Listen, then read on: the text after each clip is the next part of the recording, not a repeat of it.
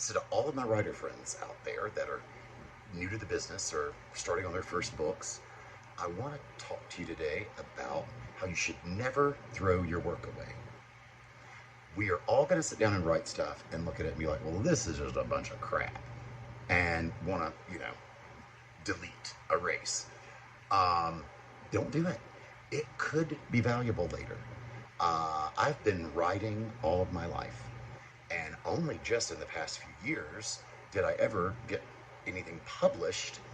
And I am here to tell you some of the stuff I wrote a long time ago that was horrible, I've used now because I'm older, smarter, uh, better at crafting a tale, and I can take elements of something that was very uh, interesting to me in the past, but I couldn't turn it into a story on its own, and I've used those elements. Now I'm going to show you something.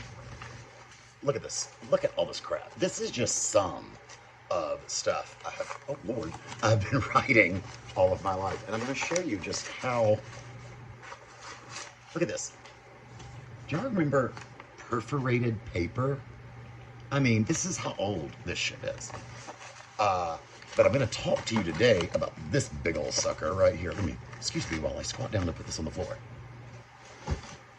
I am back.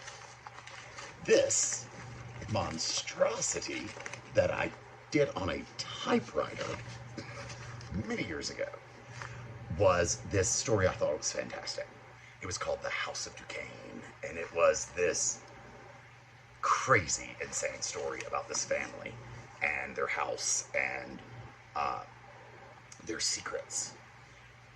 Well, it was really far-fetched, and after I finished it, I was looking at it and showed it to a few people, and they were like, this is interesting, but this wouldn't happen. This is weird. This is, I like the twists and the turns, and the gotcha at the end, but I mean, this just wouldn't actually happen in the real world, and it's complicated. Well, yeah, set it aside. So when I started on my series that I'm writing now, which is a supernatural series, House of Duquesne was not supernatural. It was just, maniacal.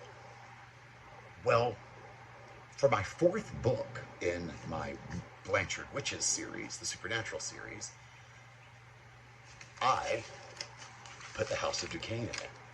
As far-fetched and weird as this story was, it works in the supernatural genre.